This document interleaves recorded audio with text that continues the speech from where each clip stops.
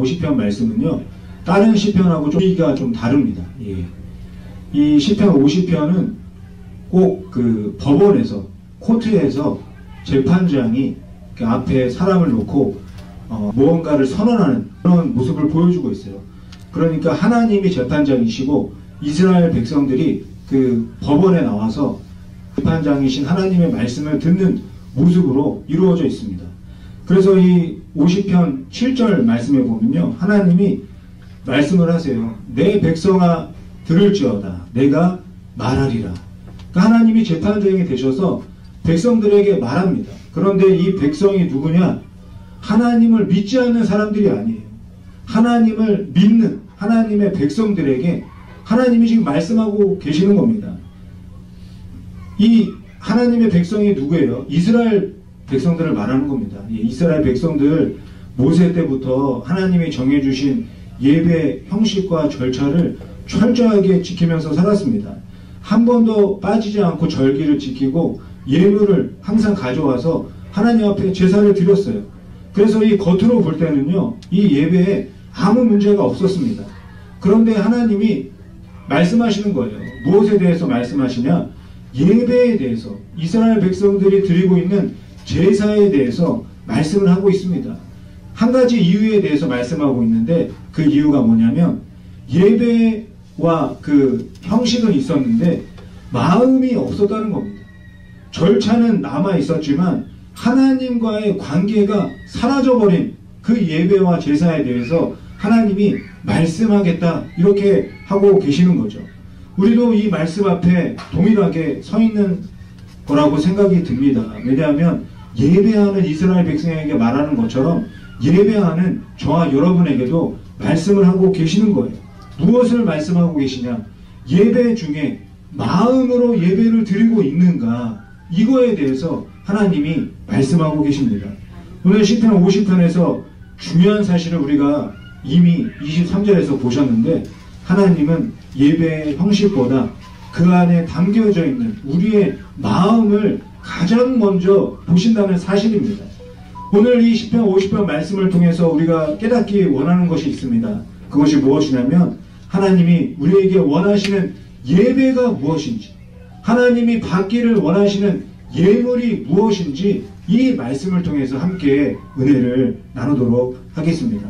첫 번째로 보면요, 하나님은 재물보다 마음을 원하십니다. 우리 하나님께서 마음을 원하신다는 것을요, 시편 50편에서 말씀하고 계시는데 8절 말씀을 보시면요, 이렇게 말씀을 하십니다. 나는 네 재물 때문에 너를 책망하지는 아니하리니 네 번제가 항상 내 앞에 있음이로다. 그러니까 이스라엘 백성은 항상 예배를 드리고 있었습니다.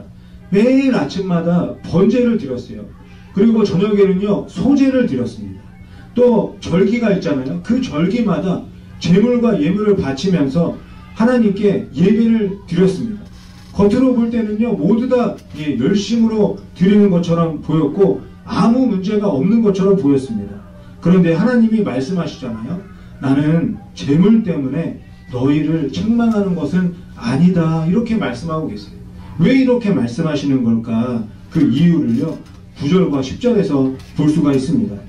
하나님이 이렇게 말씀하세요. 내가 네 집에서 수소나 내 우리에서 순념소를 가져가지 아니하리니 이는 산림의 짐승들과 물산의 가축이 다 내 것이며, 그러니까 모든 것이 하나님의 것이라고 말씀하고 계시죠. 산의 짐승도 내 것이고 들에 있는 것들도 다 내 것이다. 왜 이렇게 말씀하시는 것이겠습니까? 너희가 가져온 재물은 원래 다 내 것이다, 이런 이야기를 하고 계시는 거예요. 내가 부족해서 너희에게 재물과 예물을 가져오라고 말하는 것이 아니다. 하나님께서 소고기가 필요해서 서로 재물을 바치라고 하시는 게 아닙니다. 양의 피가 필요해서, 염소의 피가 필요해서 제물로 바치라고 하시는 게 아니라는 거예요. 전능하신 하나님은 우리가 손으로 드리는 것으로 하나님의 부족함을 채우고 하나님의 필요한 것들을 채우는 게 아니라는 겁니다. 그런 분이 아니라는 거예요.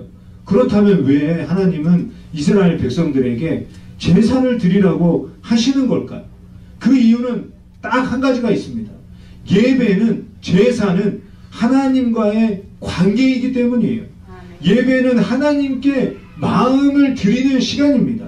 예배는 하나님을 인정하는 시간이에요. 우리가 지금 다른 사람들 다 뭐하고 있습니까? 다 쉬고 있고, 자기만의 시간을 보내고 있습니다. 그런데 이 자리에 나와서 예배한다는 것은 하나님을 인정하는 거예요. 하나님을 다른 무엇보다도 사랑한다는 고백의 시간인 것입니다. 그런데 이스라엘의 예배는요, 시간이 많이 흘러서 그런지 많이 달라졌어요. 형식은 남아 있었는데 예배의 대상인 하나님은 온데간데 없어졌습니다. 그들의 마음이 하나님에게서 멀어졌어요. 그들은 예배를 드리기는 했지만 하나님을 향한 마음이 없는 껍데기만 있는 그런 제사였습니다. 성도 여러분, 오늘 우리는 나의 마음은 어떠합니까?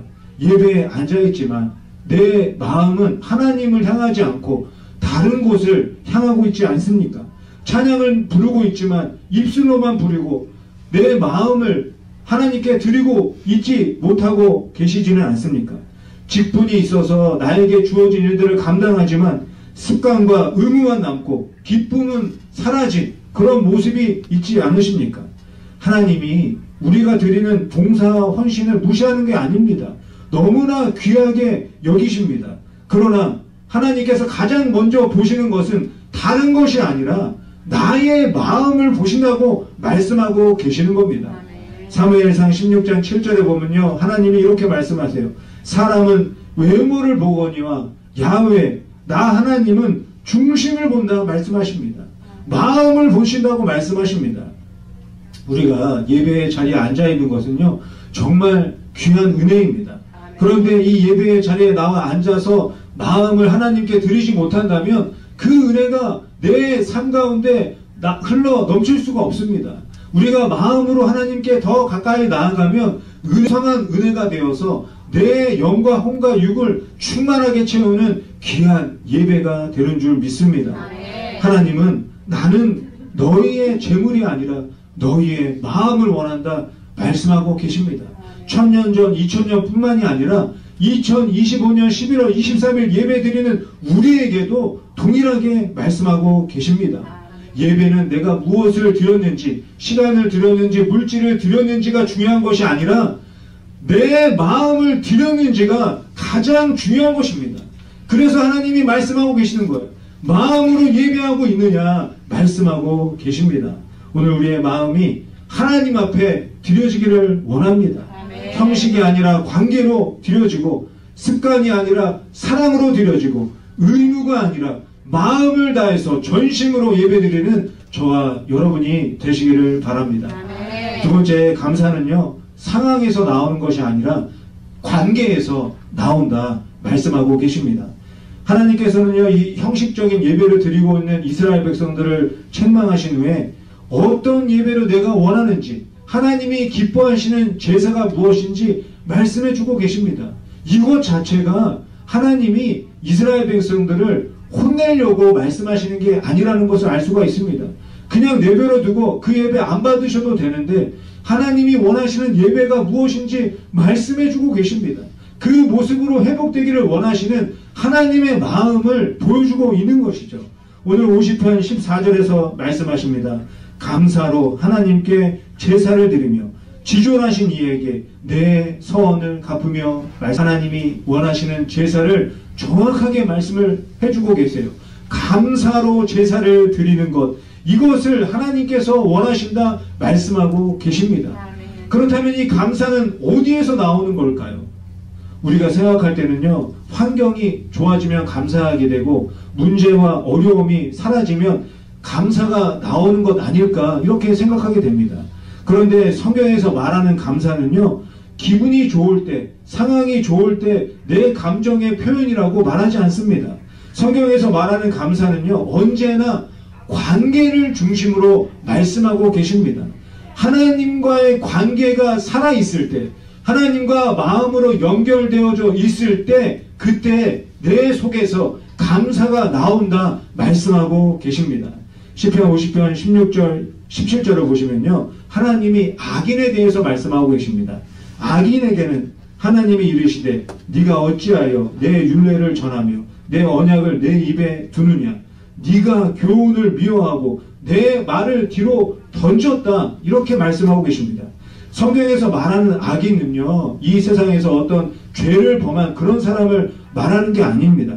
입술로는 하나님을 말하지만 삶에서는 하나님과 전혀 상관없이 살아가는 사람을 악인이다. 이렇게 말씀하고 계시는 것이죠. 말씀을 들었지만 예배의 자리에 앉아 있었지만 하나님과 마음이 멀어져서 이 세상을 살아가는 사람이 악인이라고 성경에서 말씀하고 계십니다.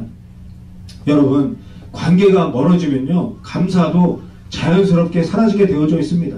우리 부부 사이를 한번 생각해 보세요. 예, 관계가 멀어지면요, 고맙다 이런 얘기가 나오지가 않습니다. 그런 말도 하고 싶지가 않습니다. 하나님과의 관계가 멀어지면요, 똑같아요. 감사가 사라집니다. 예, 그냥 의무만 남겨져 있는 그런 모습이 되고 맙니다. 사랑하는 성도 여러분, 우리 살아가는 삶 속에 감사하는 것이 쉽지 않다는 걸 저도 이해할 수 있습니다. 어떤 분은 몸이 너무 아파서 이 감사하기가 어려워요. 또 어떤 분은 또 살아가는 그 삶이 너무 팍팍해서 감사가 잘 나오지 않습니다. 또 가족에 문제가 있어서 정신없이 살아가느라고 감사하지 못할 때도 있습니다. 또 우리 교회를 바라보면서 무엇을 감사해야 될까 생각이 될 수도 있습니다. 그러나 하나님은 우리가 힘들어하고 어려워하고 한숨을 내쉬고 있는 그 상황을 모두 다 알고 계십니다. 감사할 수 없는 그 상황, 눈물만 흐르고 하루하루 견디면서 살아가는 그 환경, 말씀이 내 마음속에 들어오지 않는 그 삶을 하나님이 알고 계십니다. 알고 계실 뿐만이 아니라 하나님이 그 환경과 상황 속에 나와 함께하고 계십니다. 너무나 가까이 하고 계십니다. 그렇기 때문에 감사는 상황이 좋아질 때만 하는 것이 아니라는 거예요. 나와 가까이 계시는 그 하나님을 믿음으로 감사가 나오게 되는 것입니다. 사랑하는 여러분, 관계가 회복되면요, 억지로 하라고 하지 않아도 감사가 흘러나오게 됩니다. 하나님과의 관계가 살아있으면 작은 일에도 감사하게 됩니다. 아멘. 오늘 아침에 눈을 뜨고 일어난 것도요, 감사하게 되는 거예요. 아멘. 숨을 쉬는 것도 감사하게 되고, 우리 가족과 자녀들이 직장에 나갔다가 학교에 갔다가 저녁에 잘 돌아오는 것만 봐도 감사하게 되는 겁니다. 아무 일 없이 하루를 보낸 것이 너무나 감사한 거예요. 이렇게 작은 일에도 감사할 수 있는 이유가 무엇입니까? 상황이 좋아서가 아니라 하나님이 나와 아주 가까이 계시기 때문에 감사할 수 있는 것입니다. 아멘. 우리 유튜버 그 중에요, 미라클이라는 유튜브를 운영한다고 해야 되나? 아무튼 그런 분이 계세요. 박위라는 그런 분이 계시는데, 이분이 2014년에 직장을 구하러 갔다가 돌아오는 길에 건물 사이에 공간이 있는 걸 못 보고 그 사이에 떨어져 가지고 이 목뼈가 척추가 끊어져 버리는 그런 사고가 일어나게 됩니다. 그래가지고 하루아침에 20대였는데 하루아침에 전신마비, 불구자가 되게 되는 거죠. 그래서 이 2014년에 의사가 말합니다. 이제 평생 걸어다닐 수 없습니다. 이렇게 말을 하는 거죠. 그런데 이 사실을 알고도 이 박이라는 사람이 이렇게 이야기를 합니다. 전신마비 판정을 받았지만 숨을 쉴 수 있다는 것만으로도 감사했습니다. 손가락이 1mm 움직이기 시작했을 때 감사의 눈물이 났습니다. 왜 이런 이야기를 할 수 있겠습니까? 상황이 좋아졌나요? 전혀 좋아지지 않았습니다. 그런데도 감사할 수 있는 것은 하나님이 살아계셔서 나와 함께 하신다는 이 하나 때문에 감사하며 살아가고 있는 것입니다. 사랑하는 성도 여러분, 감사는 상황을 바라보고 하는 것이 아닙니다. 감사는 하나님을 바라보고 나와 함께 하시는 하나님께 감사하는 것입니다. 그 감사의 고백을 하나님이 기뻐 받으시고 감사의 제물로 받아주시는 줄 믿습니다. 50편을 보시면요, 하나님이 니네 제사 예배 마음에 안 든다, 형식을 바꿔라, 절차를 바꿔라 이렇게 말씀하지 않으십니다. 하나님이 뭐라고 말씀하세요? 감사로 제사를 드려라. 감사로 나에게 나아와라. 이게 무슨 말이겠습니까? 절차와 형식과 프로그램이 중요한 것이 아니라 관계가 중요하다는 것입니다. 관계를 먼저 회복하고 하나님 앞에 예배하라고 말씀하고 있는 것입니다. 관계 회복이 어디에서 나오느냐? 바로 감사에서 나온다는 것입니다. 감사가 회복되면 예배가 살아나고 기도가 진심의 기도가 되고 하나님과의 관계가 다시 회복이 된다 말씀하고 있습니다. 사랑하는 성도 여러분, 나는 지금 무엇에 감사하며 살아가고 있습니까? 상황에 감사하고 있나요? 하나님께 감사하고 있으십니까? 오늘 우리의 감사가 다시 살아나기를 바랍니다. 하나님과의 관계가 회복되고 진정한 감사로 살아가는 저와 여러분이 되시기를 바랍니다. 세 번째는요, 감사는 하나님을 영화롭게 하고 하나님은 감사하는 자에게 구원을 보이신다 말씀하고 있습니다. 시편 50편의 마지막 성경 구절이 23절입니다. 이 시편의 결론이죠. 이 23절의 말씀, 너무나 중요한 말씀, 우리 다시 한번 우리 같이 말씀 읽어보도록 하겠습니다. 감사로 제사를 드리는 자가 나를 영화롭게 하나니 그의 행위를 옳게 하는 자에게 내가 하나님의 구원을 보이리라. 하나님을 감사하는 자에게 두 가지 말씀을 하십니다. 감사는 하나님을 영화롭게 한다. 감사는 하나님께 영광이 된다는 거예요. 그리고 또 하나는요, 감사하는 자에게 하나님의 구원을 보여주겠다 말씀하고 있습니다. 먼저 이 영화롭게 한다는 말은요, 우리가 요즘에는 영광 돌린다 뭐 이렇게 말하잖아요. 그거랑 똑같은 말입니다. 이 시편에 기록된 영화롭게 한다는 히브리 말은요, 카바드라고 하는데 그 의미가 무게를 둔다, 중요하게 여긴다, 이런 의미가 있는 겁니다. 그러니까 하나님께 영화롭게 한다는 것은요, 내 삶의 중심을 하나님께 둔다는 겁니다. 하나님께 나의 삶의 비중을 두고 하나님을 가장 중요한 내 마음의 자리로 모셔드린다. 이것이 바로 하나님을 영화롭게 하는 것이라고 말씀하고 있는 겁니다. 하나님, 이 모든 것은 하나님이 하셨습니다. 하나님이 나를 붙들고 계십니다. 내 삶은 하나님의 은혜와 사랑 위에 있습니다. 이렇게 감사의 고백을 드릴 때 하나님이 영광을 받으신다 말씀하고 계시는 것입니다. 그리고 감사하는 자에게 하나님이 구원을 보이신다 말씀하고 있습니다. 여기서 구원은요, 단순히 죄 용서받고 천국 가는 거 말하는 것이 아닙니다. 하나님께서 말씀하시는 구원은요, 하나님이 우리의 모든 삶에 개입하신다는 거예요. 하나님이 내 인생의 길을 열어주시기도 하시고 막혀있던 문제를 풀어주시기도 하십니다. 위로와 평안을 주시고 보호해 주시고 인도해 주시고 치유해 주시고 회복해 주시고 공급해 주시고 도와주시는 이 모든 것을 하나님의 구원이다 말씀하고 있는 것이죠. 그런데 감사가 사라지면요, 이런 하나님의 구원이 보이지가 않습니다. 있어도 느껴지지가 않아요. 받았는데도 깨달아지지가 않습니다. 경험해 놓고도 알지를 못하는 거예요. 그런데 감사가 살아나면 작은 은혜도 크게 보이게 됩니다. 평범한 일상도 기적처럼 보이게 되는 거예요. 문제 속에서도 하나님이 일하고 계시는구나 보이게 되는 겁니다. 그래서 하나님의 손길을 감사하면서 하나님께 영광을 돌리게 되는 것이죠. 하나님의 구원은요, 감사하는 자에게 보인다 말씀하고 계십니다. 사랑하는 성도 여러분, 감사는요, 의무감으로 되지가 않습니다. 억지로 짜낸다고 되는 게 아니에요.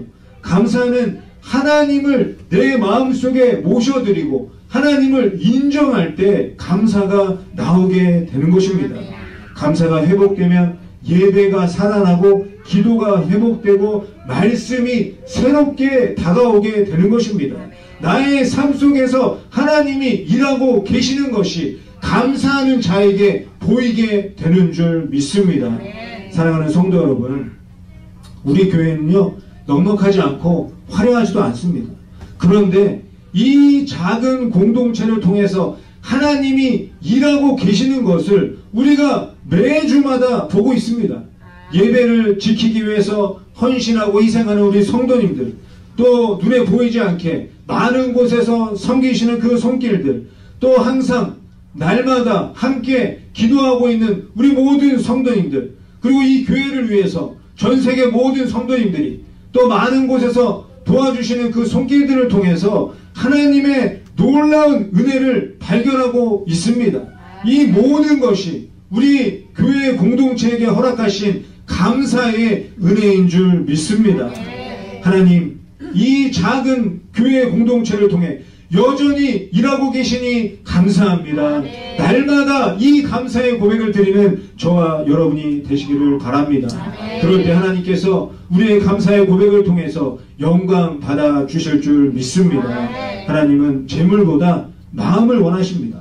형식보다 관계를 원하십니다. 단순한 감정이 아니라 진심의 감사의 고백을 원하십니다. 사랑하는 성도 여러분, 이 감사로 예배 드리시기 바랍니다. 예배는요, 마음이 이곳에 들어오는 것으로 시작되는 것이 아니라 하나님께 감사할 때 예배가 시작이 되는 것입니다. 하나님, 내가 감사로 예배하게 하여 주시옵소서. 진심으로 예배하게 하여 주시옵소서. 이렇게 기도하고 나아갈 때 성령님이 우리의 마음을 새롭게 해주시고 하나님이 기뻐 받으시는 감사의 예배로 나아가게 도와주실 줄 믿습니다.